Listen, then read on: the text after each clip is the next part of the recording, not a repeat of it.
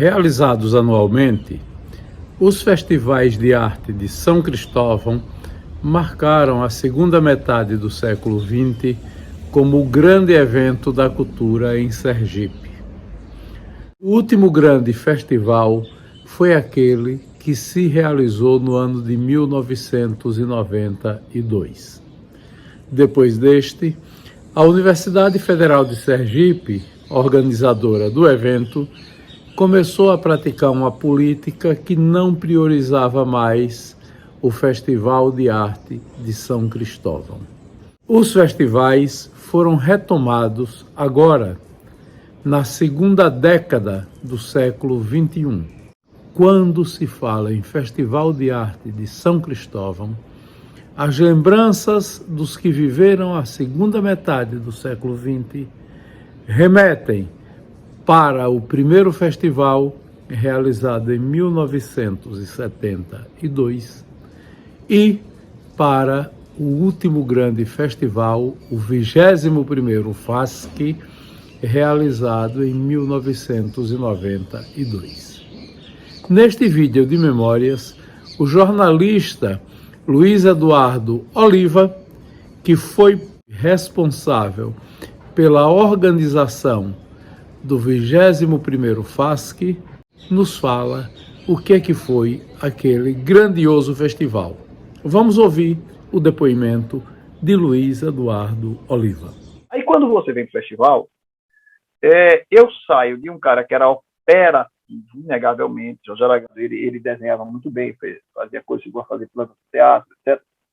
Mas foi embora, acabou, foi embora, hoje viu no Rio Grande do Sul. Mas o que é fato é o seguinte, é que quando você vem para o festival, ou vem para o parque, você começa a dar um outro tom mais intelectualizado. É a ideia do Canal Fácil, não sei se você lembra, né? O Canal Fácil. Porque a gente não tinha uma ação tão direta na área de cinema que teve no passado, com o FENACA, que era de Jardim, no Festival Nacional de Cinema Amador do Sergipe, e realmente era um buraco, né? Nesse período, a própria CUTART teve dificuldade, porque eu cheguei a ter Caio Rubens como tentamos fazer alguma coisa com o meu diretor lá. O Caio era estresse em pessoa. E você chegou, e uma das coisas que a gente fez foi o que deu certo, o Canal FASC, tanto que o Canal FASC foi, eu acho que um embrião até daquela menina Rosângela, não sei se foi alguma coisa que depois ela descontou, mas ela parece que entregou a ela. Aí, ali veio o Canal FASC. E ali também veio um fato interessante, é que na época eu voltei, estava no auge do Rock in Rio, e porque queria montar um festival de rock. E eu me lembro de um sábado de manhã, eu cozinhando, eu preparando comida, morando sozinho, e quem é o local? Alguém me falava da Bica, que já tinha tido uma experiência, eu digo, porra, aí me soou o nome Rock in Bica, Rock in Rio, e embicar mesmo, Rock in Bica, e o que é verdade é que foi um dos maiores sucessos do Rock in Bica. O que é mais interessante daquele festival? Você conhece bem a história daquele festival, que foi um dos que coordenou comigo, você, João Paulo, aquela turma todinha. A gente aí vem o Ali Salomão, vem por coincidência, mera coincidência, mas mera mesmo. Eu abri ontem e ontem, eu mexendo nele, encontrei nada mais do que isso aqui. Aí vem aqui, promoção universitária, vice-reitor Luiz Hermínio, pró-reitor Luiz Eduardo Oliva e diretor do CUTART Jorge Carvalho, programação artística. E nessa programação, palestras com o professor Celso Paveto de São Paulo, tema da linguagem tropicalista, e eu não peguei o programa todo, mas foi um programa maravilhoso. Inclusive gerou um texto de Ribeiro, isso foi num texto de Ribeiro, que conta esse Festival São Cristóvão. Certamente esse foi, depois de muito tempo, eu já tinha dado um impulso, mas com a sua vinda, sobretudo, eu fiz, acho que foram 3, esse foi o último. Tenho a impressão que depois disso a gente só fez um erro, não foi eu e você. Esse festival, ele redime São Cristóvão, levanta e comentou, tanto que até hoje muita gente se relaciona a mim muito no festival em relação a esse festival, que realmente a gente fez que tocou bem, deu um conteúdo mais intelectualizado, mais do ponto de vista das discussões, dos debates, dos fóruns, da Tropicália, gente do país inteiro, etc. E aconteceu um fenômeno extremamente interessante do Rock in Bica, que no dia do Rock in Bica, eu não sei se você foi, teve uma camisinha, a gente se virava para um lado, eu para um lado e você para outro. E porque aquele sufoco todo, e eu com a camisinha daquela do festival. E alguém, não sei se foi Yoga, não sei, alguém na época me impediu para que tinha um sujeito, não sei se você lembra dessa história, tinha um sujeito que era sergipano e a filha dele estudava canto orfeônico do Rio de Janeiro. Eu não sei se foi Olga Andrade, me procurou e pediu que eu fizesse ou se ela ia ter o TCC dela, que era o TCC, repare, era uma apresentação artística. E se o TCC dela podia ser no Festival de Arte São Cristóvão. Ela bancava tudo. Vinha a pianista e vinha mais algumas pessoas, e que o pai dela era muito cheio da grana e que eu, se poderia ser durante o Festival São Cristóvão. Eu achei a ideia bacana, acho que conversei com você, não sei se você lembra, e topamos, e essa moça veio para aqui. No dia da apresentação, a apresentação ia ser, porque o Rock in Bica foi com você, não foi? Aí essa apresentação ia ser aí quando chegou Pio, maluco, organizou, morreu, Pio, teve até um episódio que Marco Melo, que a gente trazia com aquela banda dele, o cara do coisa emprestou os pratos e os pratos sumiram. Não sei se você lembra desse episódio, lembra dos pratos de Marco Melo e tal. E quando chega depois, nesse dia, eu mandei o piano, aquele Essenfelder que ficava lá na reitoria. Quando eu mandei o piano para lá, muita gente era contra. Também a Alencarzinho me dava carta branca.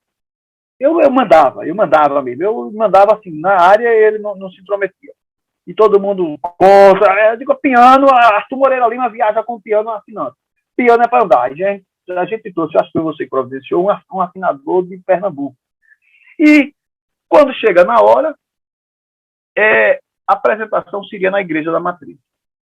Dom Luciano, os padres resolveram, de última hora, fechar a Igreja da Matriz. Não será na Igreja da Matriz. E aí? Ficamos atrás. Alguém se lembrou do Cine Trianon, ali, na praça. Bota no Cine Trianon. Manda para o Cine Trianon. E não sei por que carga d'água, é que o piano só foi na hora, no dia. Em vez de ter ido antes, só foi no dia.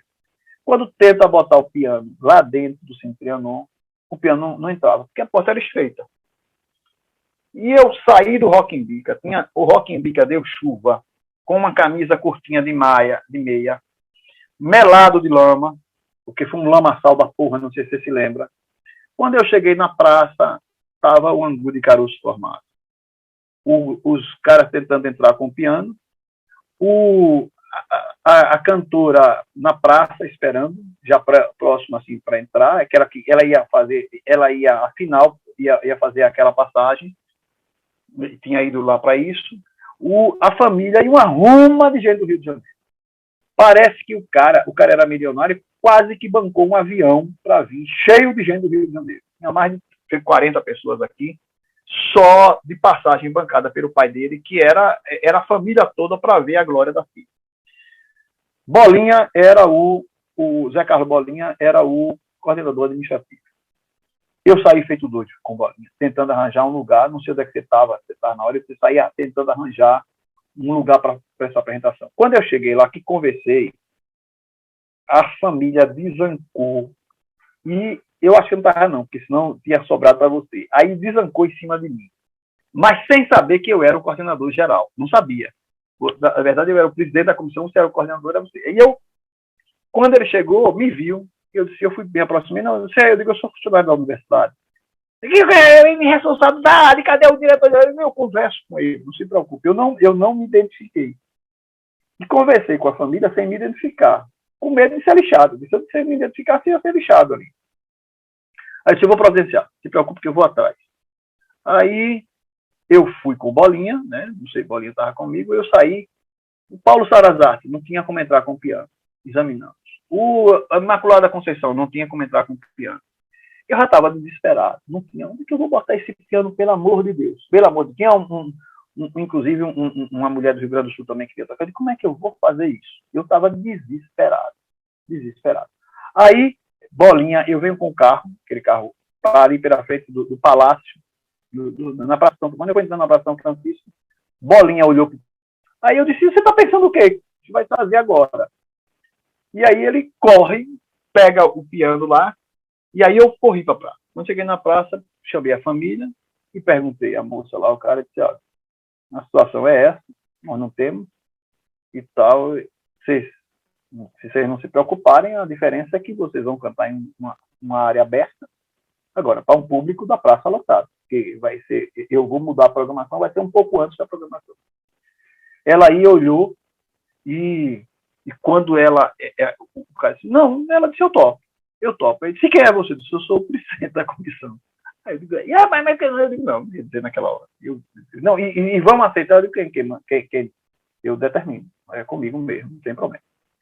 E essa mulher foi, quando ela abriu o vozeirão, não sei se você lembra dessa passagem, a praça foi a loucura, aquele clima no festival, e eles tiveram uma grande consagração de um TCC que seria, a menina cantava super bem, piano andou na praça e mandou ver. Naquele mesmo ano a gente trouxe a Rico Barnabé, Tem Pressão, trouxemos Dona Ivone Lara, a grande Dona Ivone Lara. Foi um festival, para mim foi o mais marcante por essas coisas todas, tirando o primeiro. E, enfim, nesse mesmo ano tem uma passagem que é extremamente interessante, não sei se você se lembra. Lembra porque fui eu com você. Acho que a ideia foi até sua. A gente preparando o Festival São Cristóvão e Alencar resolveu viajar pelo mundo. Alencar, daquele final, ele viajava muito. Você lembra? Foi para Cuba, não sei o que, ela via com aquela jabiraca, não sei o quê. E aí, Hermínio, que já estava eleito reitor, contrário ao grupo do nosso, começou a vir como vice-reitor a barrar tudo, barrando tudo mesmo. Você chegou para mim, não sei se você lembra, você chegou para mim e disse, rapaz, tente ligar para Alencar e coloque a situação para Alencar, porque a gente tinha recurso que veio do Banco do Brasil, vinha recurso, mas precisava liberar e precisava agilizar, senão o festival estava inviabilizado. O próprio menino disse, não, vocês fazem qualquer coisa aí, Hermínio. Sugeriu que a gente... E a gente ficou no desespero. Me lembro bem disso. Não sei se você lembra desse episódio. Aí, eu não falava língua nenhuma, e a Edgar foi quem me ajudou. Eu digo, Edgar, você fala, e a gente descobriu que Alencar estava no Egito, não sei aonde. Como Edgar da Mota, ele falava alemão, falava outras línguas, Edgar, inglês também. Eu me lembro que ele ligou e pediu na recepção que mandasse chamar Alencar, transferiram para Alencar, Alencar passou para mim, eu coloquei a situação com Alencar. Alencar disse, faça tudo no seu estilo, vocês, Jorge, podem fazer, quando eu chegar eu assino tudo, não se preocupe com mim não. Quando chegar, eu assino tudo, o festival vai ser realizado no modo de vocês. E eu fiz. Alencar ficou tão contente, o festival fluindo, ele feliz da vida com o resultado do festival. Doneta disse que ele vibrava com o festival, que ele chegou de última hora, assinou tudo e o festival saiu daquele jeito. Então, depois, no seguinte, Hermínio tratou com a editora que a gente montou, ele desfez, fez o SEAC, embora a editora mantenha até hoje, mas ele esvaziou um pouco a editora sem acabar, mas criou aquele SEAC, aquele centro para entregar a Jorge Aragão, inclusive, que foi que apoiou ele e Paulino, todo mundo, e Paulino foi o vice dele também nesse período, e, enfim, a verdade é que eles acabaram com o Festival de Arte do Cristóvão, extinguiram o festival praticamente. Me dou muito bem hoje com o Hermínio, de vez em quando encontro com ele raramente, inegavelmente, Fátima, a mulher dele, mas estamos falando de fatos, e fatos a gente não pode fazer concessões à verdade. Eu acho assim, sabe? A verdade é essa, do Eicua, foi o que aconteceu, e ali a universidade deixou de existir na área cultural para o mais importante festival de arte que resistia no Brasil à época e que até hoje, graças a esse poder de fênix que o festival tem, de cair, se levantar, e Marcos Santana, inegavelmente, tem feito belíssimos festivais, às vezes com... Mas cada um tem seu estilo. Eu até, como eu me dou muito bem com o Marcos Santana, muito trabalho lá, eu às vezes quero dar muito pitaco lá com o Paulo. Eu busco um pouco, na minha ajuda, na minha colaboração lá, de trazer o festival um pouco para esse lado, porque eu criei o salão de literatura, o ano passado, o último eu tentei O tema era sergipanidade e baianidade, e antropologias culturais afins, com Paula Amado, a filha de Paloma Amado, a filha de Jorge Amado, Capinã, eu, Cláudio Barbosa e tal. No final das contas, nem Clóvis foi, Capinã ficou doente, Gilberto também ficou doente, e acabou sendo que foi feito eu e Álvaro. Peguei Álvaro pelo laço, Álvaro Vilela, que é um baiano sergipano, porque ele se destacou muito como fotógrafo na Bahia, um queridíssimo amigo, um carinho muito grande por Álvaro. Estivemos em tempos diferentes, ele pró-reitor, ele diretor do CUTART, uma vez ele deu quase que dar um tapa em Pacheco, com a horda que entrou quando eu era pró-reitor de Assunção Pis, que ele veio com a turma, e eu me lembro até que numa invasão na reitoria, quando eu chegava lá, a turma de Álvaro Fredão, eu chegava, quando havia as invasões da reitoria, manda chamar o menino, eu subia, aí Gilson ficava lá escondido. Quando eu entrava, eu ficava, já chegou, só falta o reitor, já chegou, só falta o reitor, venha cá, queremos conversar, reitor. Aí eu chegava, eu me lembro que eu tentei acalmar uma vez, eu fiquei com a raiva de Gilvan Manuel. Gilvan Manuel foi um grande amigo durante um tempo. A gente saía ele no começo da carreira dele. Eu, pro reitor, saía com ele para beber de madrugada. Ele morava, acho que no 18 Forte. Não era 18 Forte, eu tenho a impressão que Gilvan morava no 18 Forte, né? Você morou no 18 Forte. E eu ia levar Gilvan Manuel. E quando o Jornal do Sergipe, eu escrevia o coluna no Mural do Jornal do Sergipe. Quando eu cheguei com Álvaro Vilela, os estudantes tinham invadido, teve um bafafá em passagem de ônibus, e a polícia invadiu o campus para prender estudante e tal, por causa disso aí, e correram lá para a reitoria, revoltados. E quando eu cheguei, nessa onde já chegou que eu cheguei, eu disse, ó, para mim, polícia, a autonomia da universidade tem que fazer. Polícia para entrar no campus, só se fizer vestibular. Aí todo mundo riu. O fotógrafo pegou eu falando, dizendo isso, e todo mundo rindo. E Gilvan, depois chegou Pacheco, veio falar, todo mundo falando fechado, porque Gilson estava viajando, e aí Gilvan Manuel botou a manchete, sabe? Todo mundo rindo, e eu falando sério assim, os estudantes gozam do pró-reitor enquanto ouvem seriamente o professor Pacheco. Eu fiquei puto, sabe? Eu mandei uma carta que não tinha nada a ver aqui, não tinha nada, e a gente sofria isso. Uma vez eu tive também a última grande carta, de polêmica que Orlando Dantas recebeu antes de morrer foi minha. Deda escreveu uma carta para a Gazeta sobre uma situação de embate com os estudantes, e ele publicou, e eu pedi direito de resposta, fui levar Orlando, se Orlando me recebeu e tal, logo depois que Orlando morreu.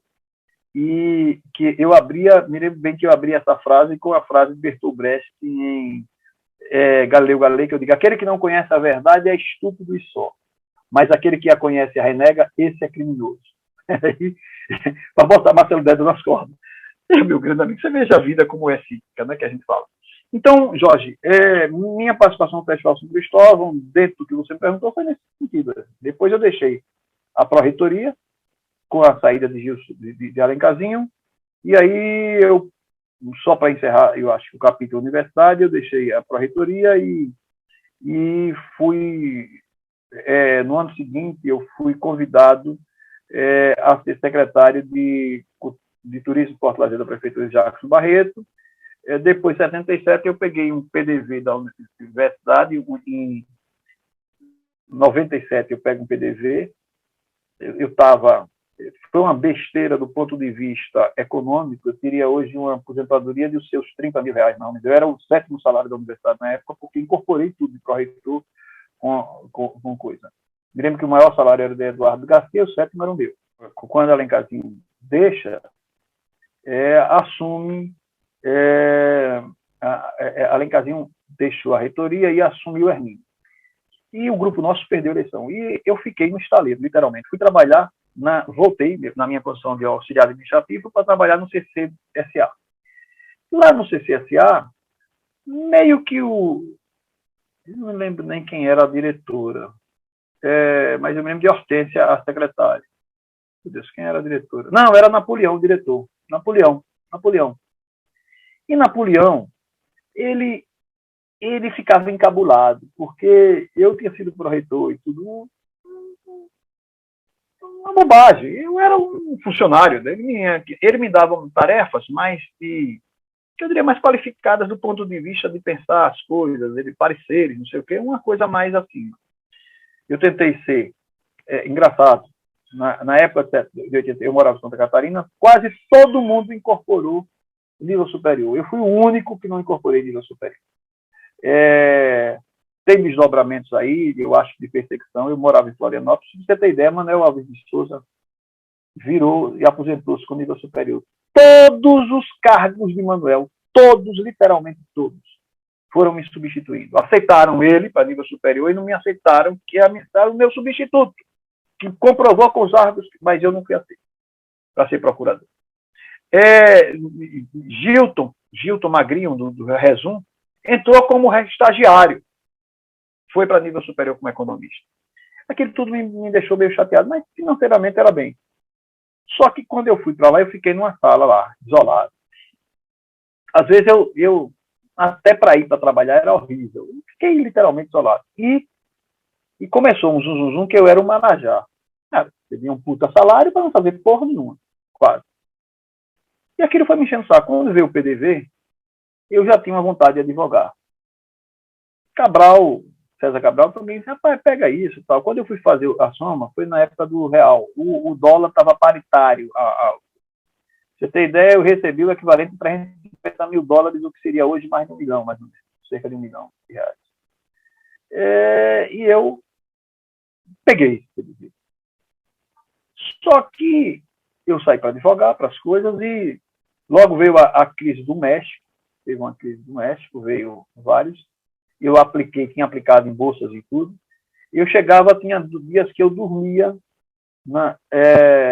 e de um dia para o outro eu perdia 60 mil reais, 70 mil reais. E eu acabei realizando prejuízo, o dinheiro foi acabando, enfim. E o PDV, financeiramente, foi um desastre. Mas tem o outro lado da moeda. Se eu tivesse continuado na universidade, eu estaria acomodado na universidade, aos sabores da universidade. Deixar a universidade me permitiu ser advogado. Eu tinha a advocacia como profissão de reserva. Eu fui à OAB, fui conselheiro da OAB, presidi a Escola Superior de Advocacia, entrei para valer, fui fazer mais política, tive a oportunidade de ser secretário de Estado, de ser presidente de empresa, de ser diretor da FAPTEC. Então, sob o aspecto intelectual, da vida prática, da vida da gestão e tudo, a vida foi extremamente rica. Se eu considerar que saber é riqueza, e acho que é, e considerar que... Outro dia eu estou conversando com o Antônio João disse, eu não sei onde é que você vê pobreza em sua vida, porque eu vejo fotos, você toma dos melhores vinhos, tudo aparece, e eu realmente tenho uma vida confortável, inegavelmente, né? Menos do que eu queria e mais do que muita gente aí. Então eu não posso negar. É claro que eu ainda tenho que estar trabalhando, eu tenho que fazer mil coisas quando eu queria estar numa posição sul de eixo Amazonas. Mas o PDV foi por isso. Aí eu deixei a universidade e pronto. Aí encerra o capítulo da Universidade Federal do Sergipe. É o seguinte, que só para encerrar o tema universidade, a universidade para mim foi a minha grande escola. A universidade para mim entrou na minha vida antes, através do meu pai. Eu fui estudante da universidade, só não fui professor da universidade. Lamento profundamente isso. Eu até brinco. Eu queria um dia que a universidade, pelo mil coisas que eu tive lá dentro que fui, que a universidade me desse pelo menos um título de doutor honoris causa, porque eu senti como professor emérito, uma coisa assim. É a única coisa que faltou na minha vida, pela minha contribuição à universidade. Mas ela foi tudo, me proporcionou um mestrado. Eu tive assento na universidade, eu fui datilógrafo, auxiliar administrativo, coordenador de promoções culturais e recreativas, né, coordenador de porta e questão não conta, depois fui pró-reitor de assuntos estudantis, pró-reitor de extensão, tive assento nos dois conselhos. Conselho de ensino da pesquisa e não tive o conselho diretor, que é uma outra questão.